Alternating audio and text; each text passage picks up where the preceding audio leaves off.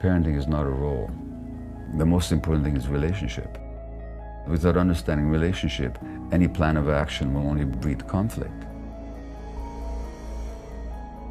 But why shouldn't he be angry about it? Why should I be threatened by his anger? Why should I call that naughty? Oh, you're angry, you're really upset, you really wanted that cookie. Yeah. You're not permissive, but you're also not demanding that the child suppress their feelings in order to be in your presence. You can go through these states, it's okay, they'll pass. And this is how self-regulation happens. Not by, you mustn't yell, you mustn't cry, and so on, this kind of punitive and accusatory stuff. React against his anger, all you're teaching him is self-suppression, which is not the same as self-regulation. The greatest gift a parent can give to their child is his or her own happiness. And when you're restless and unhappy around your kids, as I have been, they get a message that it's about them. I found my mother's diary recently.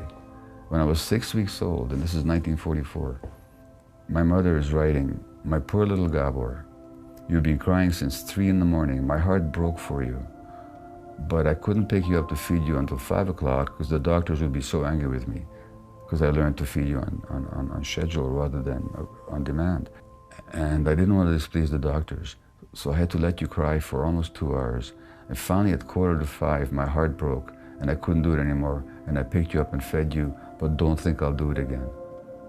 Now, what's the message to a 6 weeks old who's desperate for maternal contact, and this woman who absolutely adored me, who did everything she could to save my life under very difficult circumstances that I already talked to you about before, wartime Hungary, Nazi occupation, who absolutely loved me, and she's absolutely hurting me at the same time. And just how confusing that is for the infant. Now, you tell a mother bear to ignore the crying of the infant. You tell a mother cat to ignore the crying of the infant. Every fiber in my mother's being wanted to pick me up and nurture me, but because the doctors had told her not to. And this is how we tell parents now how to parent. We tell them to sleep train their kids by not picking them up. Hunter-gatherer tribes, you know what they do? They never even put their kids down.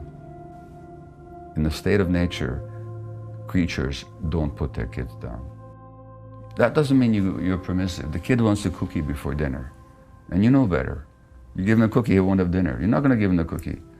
But why shouldn't he be angry about it? Why should I be threatened by his anger? Why should I call that naughty? Why should I call that the terrible twos? Oh, you're angry, you're really upset, you really wanted that cookie. Yeah. That's okay. Well, I'm so sorry. It's after dinner, in other words, you're not permissive, but you're also not demanding that the child suppress their feelings in order to be in your presence. And you don't hold the relationship as ransom to them. That's exactly it. That's the dangerous thing. thing. You don't use the relationship against them. So I went on holiday this year. 1 week I spent with some family in kind of a weird camp place in Germany, and the next week was in Bordeaux. I'll be honest, 4 days later, I left and flew back to London alone because I couldn't be the holiday dad. If you could recognize in that experience that there's something that's still missing for you in terms of your self-awareness, then that could be a teaching experience. And I know that holiday boredom that you described. When I go on holiday, it actually takes me a while to relax into it. Now the problem is when you're with 5 other people or 4 other people, and you also have to be there for them when you can't even be there for yourself, then you have a real dilemma. And you're either pretending to be the holiday dad, or you're being miserable. I understand the dilemma, but I'm not sure that you want to stay that way for the rest of your life, because you got these 2 young kids, and what's the message to them? And that is restless around them. That it's their fault. Yeah.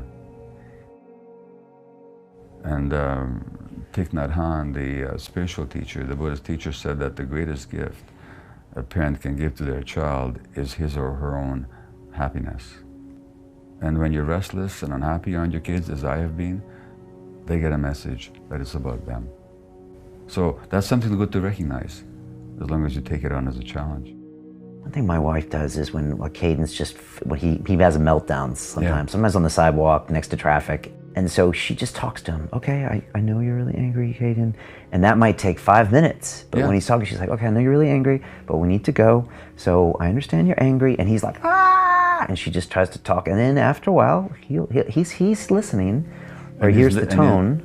That's the whole point. He's responding as much to the energy and the tone as he is to the words. And what she's teaching him is self-regulation. He's actually teaching that you can go through these states, it's okay, they'll pass. And this is how self-regulation happens. Not by, you mustn't yell, you mustn't cry, and so on, this kind of punitive and accusatory stuff. Your wife's doing intuitively what needs to be done. What she's doing is instead of a time out, she's giving a time in. She's actually giving him her energy and her concern and her presence at that time, which is exactly what the child needs. And that way he'll learn self-regulation. Whereas when you react against his anger, all you're teaching him is self-suppression, which is not the same as self-regulation. I got a stepdaughter when she was 6. Right. She's now 14. Mm-hmm. And you said some interesting things about stepchildren and stepfathers earlier. Well, step is an interesting word, because why do we call them step-parents? Because they step into the role of the parent.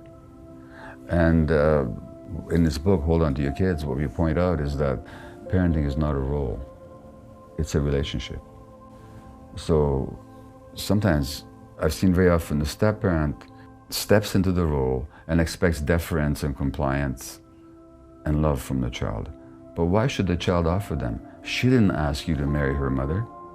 That was her mother's decision, maybe for perfectly valid reasons, but let's not assume that the child is necessarily a party to it. And if you want to step into the role of parenting, you have to develop the relationship where the child wants to belong to you, where the child's attachment drive is directed towards you. And then you'll be the parent. But let's not assume that it's a role, that simply you can start doing the right things without a relationship. And Krishnamurti, the great teacher, said that the most important thing is relationship. And he said that without understanding relationship, any plan of action will only breed conflict. So it's that relationship that we have to get. So that 6-year-old whose mother married you at that age has already been through that difficult time because her parents divorced. Now, I don't need to know the circumstances, but I can tell you, no adults divorce without a fair bit of unhappiness. I mean, no two happy parents wake up Saturday morning and say, it's been wonderful, I'm totally in love with you, goodbye. There's usually a period of alienation and stress and struggle and rancor. And the child has to endure all that. And the child has endured the loss, well, assuming that the father didn't die or something. But one way or the other, the child, the 6-year-old, has endured the loss. Then you come along, and all of a sudden the mother forms a relationship with you. Why should that not be threatening to the child? She's already lost something, and all of a sudden there's a stranger in the home whom mommy really loves. Well, every reason she might perhaps perceive you as a threat. Now, maybe she didn't. Maybe you formed a great relationship with her right from the beginning, and maybe she welcomed you into the home. But it can easily work the other way. In other words, all I'm saying is, we have to understand that the parents' relationship with one another is not immediately transferable to the child. That a relationship has to be built with the child. And that's what then gives you the power to parent, is the relationship that the child wants to give you and maintain with you. The power of parenting comes from the desire of the child to belong to you. And this is whether you're the step parent or the biological parent.